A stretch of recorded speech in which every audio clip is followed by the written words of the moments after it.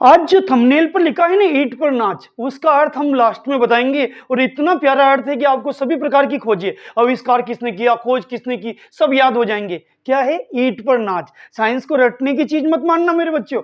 ऐसे ऐसे छोटे छोटे ट्रिक्स होते हैं जो हमने अपने 26 सालों के अनुभव से ज्ञात किए, उनको हम बताएंगे। लेकिन वीडियो को अंत तक देखोगे, इसलिए अंत में बताएंगे। तो देखिए आज के इंपोर्टेंट प्रश्नों में तापमान का अंतरराष्ट्रीय मात्रक क्या है? केल्विन। देखो तापमान के पीछे पीछे न, केल्विन के पीछे पीछे न, और केल्विन के पीछे केल्डा पड़ गया, तो तापमान का अंतरराष्ट्रीय मात्रक क्या हो गया? केल्विन। इसको शॉर्ट में लिखते के से। अभी अंतरराष्ट्रीय मात्रक को इंग्लिश में ऐसा ही से लिखते, तो ऐसा ही लिखा आए न आए, आपको मात्रक याद रखना। तो तापमान का मात्रक, तापमान का अंतरराष्ट्रीय मात्रक केल्विन। बल का अंतरराष्ट्रीय मात्रक न्यूटन। शर्ट के होते, टी शर्ट के होते बटन, और बल का मात्रक होता है न्यूटन।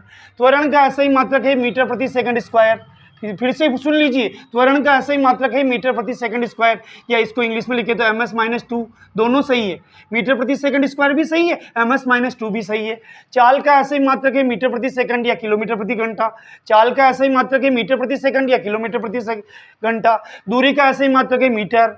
दूरी का ऐसे ही मात्रक क्या? मीटर। दाब का ऐसे ही मात्रक है पास्कल, क्योंकि पास्कल ने इसकी खोज की, इसलिए दाब का मात्रक हो गया पास्कल। कार्य और ऊर्जा, ये दोनों एक दूसरे के लिए, जितना हम कार्य करते हैं ना उतनी हमारी एनर्जी बढ़ती है। तो ऊर्जा के पीछे जय, तो इसका मात्रक भी जूल और इसका मात्रक भी जूल। ये दोनों आपस में गठबंधन करते हैं। कार्य की शादी ऊर्जा से हुई, ऊर्जा की कार्य से हुई, तो दोनों का मात्रक एक ही हो गया, जूल। एक हसीना दो दीवाने, हसीना कौन है? जूल। दीवाने हैं कार्य और ऊर्जा।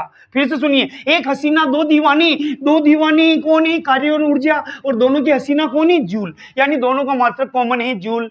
शक्ति का मात्रक ध्यान रखिए, आपको वाट बोलना है, और अगर बड़ा मात्रक पूछ ले तो किलोवाट। हमारे बाजार में एक दुकान है बालूजी भाट की, और शक्ति का मात्रक होता है वाट, बड़ा मात्रक होता है किलोवाट। आवर्ती की परिभाषा भी पूछते, प्रति सेकंड दोलनों में संख्या को आवर्ती कहते हैं, और इसका मात्रक होता है हर्ट्ज, हर्ट्ज। इसको इंग्लिश में लिखते हैं जेट। एलपीजी और सीएनजी का पूरा नाम बताइए। एल का मतलब लिक्विड, पी का मतलब पेट्रोलियम, जी का मतलब गैस, यानी द्रवित पेट्रोलियम गैस। सीएनजी का पूरा नाम संपीड़ित प्राकृतिक गैस। ये दोनों पूरे नाम पक्के याद रखने, यकीन मानिए एग्जाम में हर साल आते हैं और बच्चे नहीं लिख पाते हैं, बड़े शर्म की बात है। एलपीजी का पूरा नाम द्रवित पेट्रोलियम गैस, सीएनजी का संपीड़ित प्राकृतिक गैस। नारियल का रेशा किस ऊतक का बना होता है? बहुत मजबूत होता है वो सब, नारियल का रेशा। बच्चे लड़कियों से तो टूट ही नहीं पाते नारियल के रेशे, इसलिए लड़कों को ही नारियल फोड़ने पड़ते हैं। नारियल का रेशा स्क्लेरन कायमा का या दृढ़ ऊतक का बना होता है। फिर से सुन लीजिए, नारियल का रेशा किस ऊतक का बना होता है? स्क्लेरन कायमा या दृढ़ ऊतक का। अगला प्रश्न है, दो ऊर्ध्वपातन पदार्थों के नाम लिखो। कपूर है, नौसादर है, अमोनियम क्लोराइड है। तीन बता दिए मैंने, दो पूछा तीन बताए। देखिए आम के आम गुटलियों के दाम। दो ऊर्ध्वपातन वाले पदार्थ कौन है? नौसादर, कपूर, अमोनियम क्लोराइड। और ऊर्ध्वपातन की परिभाषा पक्की याद रखना, परीक्षा में आती है। उसका वो उल्टी कीप वाला चित्र भी याद रखना, ध्यान रखना, बहुत इंपॉर्टेंट टॉपिक है। जब किसी ठोस पदार्थ को गर्म किया जाता है तो वो द्रव में बदले बिना सीधे गैसीय अवस्था में बदल जाता है, और ठंडा करने पर वापस गैस अवस्था से ठोस अवस्था में आ जाता है। इस गुण को ऊर्ध्वपातन कहते हैं। तो ये ऊर्ध्वपातन वाला पदार्थों के नाम बता दिए। अगला प्रश्न बहुत कॉमन है, बहुत इंपॉर्टेंट है। दूध से क्रीम पृथक करने की विधि अक्सर आता है, हर साल आता है, अपकेंद्रण।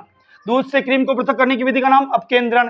गाड़ी द्वारा, अगला प्रश्न है, गाड़ी द्वारा तय की गई दूरी को किसके द्वारा मापा जाता है? आप जिस गाड़ी में बैठते हो ना वो गोल गोल होता है, वो ओडोमीटर होता है। मेरे सिर में बाल कम है तो मैं लोडोमीटर, और गाड़ी में क्या हो गया? ओडोमीटर। तो गाड़ी द्वारा तय की गई दूरी को किसके द्वारा मापा जाता है? ओडोमीटर के द्वारा। किसी वस्तु की गतिज ऊर्जा का सूत्र लिखो। गतिज ऊर्जा का सूत्र होता है ई के बराबर, के थोड़ा नीचे चांदिया चटक, के थोड़ा नीचे लटक। तो ई के बराबर हाफ mv स्क्वायर।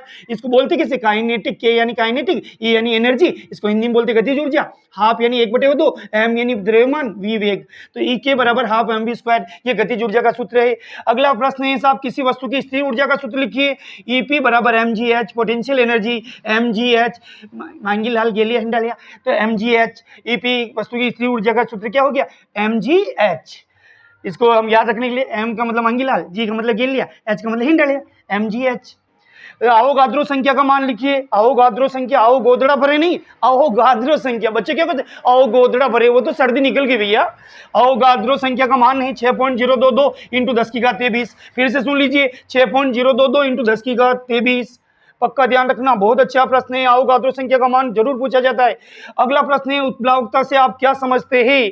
जब किसी वस्तु को द्रव में डुबोया जाता है, आप नहाते वक्त ये प्रयोग करके देख सकते हो। आप मग्गे को द्रव में डुबोना, आप देखोगे यार मेरे से ज्यादा ताकत तो पानी लगा रहा है। यानी किसी वस्तु को द्रव में डुबोया जाता है तो वह ऊपर की ओर एक बल का अनुभव करती है, उसी बल को उत्प्लावन बल और इस गुण को उत्प्लावकता कहते हैं। फिर से सुन लीजिए, किसी वस्तु को द्रव में डुबोया जाता है तो ऊपर की ओर एक बल का अनुभव करती है, इस गुण को उत्प्लावकता कहते हैं। अगला प्रश्न है, कोशिका में राइबोसोम का कार्य क्या है? देखो, गर्भ में परिवार में हर इंसान का अलग अलग कार्य होता है। ऐसे कोशिका में राइबोसोम का कार्य है प्रोटीन संश्लेषण। प्रोटीन से ही मसल्स बनते हैं, ये मसल्स है ना, ये देखिए साहब, ये प्रोटीन से बनते हैं और उनको संश्लेषण कौन करता है? राइबोसोम। कोशिका में राइबोसोम का कार्य प्रोटीन संश्लेषण का, पक्का याद रखना, राइबोसोम से ही मसल्स बनते हैं और प्रोटीन संश्लेषण का काम राइबोसोम करता है। अब जो मैट्रिक आपको शुरू में बोल रहा था, ईट पर नाच, ई का मतलब इलेक्ट्रॉन, टे का मतलब थॉमसन, पै का मतलब प्रोटॉन, रे का मतलब रदरफोर्ड और ना का मतलब न्यूट्रॉन, जे का मतलब जेम्स चैडविक, चे का मतलब चैडविक। अभी सुनो, ईट पर नाच, ईट पर ई का शब्द, ईट का ई लीजिए तो ई का क्या हो जाएगा? इलेक्ट्रॉन, टी का क्या हो जाएगा? थॉमसन, पै का मतलब हो गया प्रोटॉन, रे का मतलब रदरफोर्ड और नाच है, नाच का न क्या हो गया? न्यूट्रॉन और छह का मतलब चैडविक। तो देखिए साहब, इलेक्ट्रॉन की खोज कितने की? थॉमसन ने। तो ईट पर नाच याद हुआ नहीं हुआ? तीनों ही खोजें अपने आप याद होगी। ई, ये देखो ई और ये ट, ईट, तो इलेक्ट्रॉन की खोज थॉमसन ने। ईट का ई तो हो गया इलेक्ट्रॉन, ट हो गया थॉमसन, इलेक्ट्रॉन की खोज थॉमसन ने की। अब पै का मतलब हो गया प्रोटॉन और रे का मतलब हो गया रदरफोर्ड, तो प्रोटॉन की खोज रदरफोर्ड ने की। अब नाच का न का मतलब हो गया न्यूट्रॉन और चे का मतलब हो गया चैडविक, पूरा नाम जेम्स चैडविक। न्यूट्रॉन की खोज किसने की? जेम्स चैडविक ने। प्रोटॉन की किसने की? रदरफोर्ड ने। इलेक्ट्रॉन की किसने की? थॉमसन ने। तो ईट पर नाच और तीनों को एक साथ बाच, ये संस्कृत अच्छी हो जाएगी, ये साइंस अच्छी हो जाएगी। अरे यार, अभी तो संस्कृत का पेपर दूर है रे। कोशिका की खोज किसने की? रॉबर्ट हुक ने। एक्चुअली क्या है, ये रॉबर्ट हुक का हर बार हुक टूट जाता था। कभी शर्ट का हुक, शर्ट पे तो हुक कम होते, पैंट का हुक टूट जाता था और वो रबड़ता रहता था, इसलिए उसका नाम पड़ गया रॉबर्ट हुक। और उसने किसकी खोज की? कोशिका की। आपको अपनी मम्मी का होगा अगर याद नहीं किया तो। अगला प्रश्न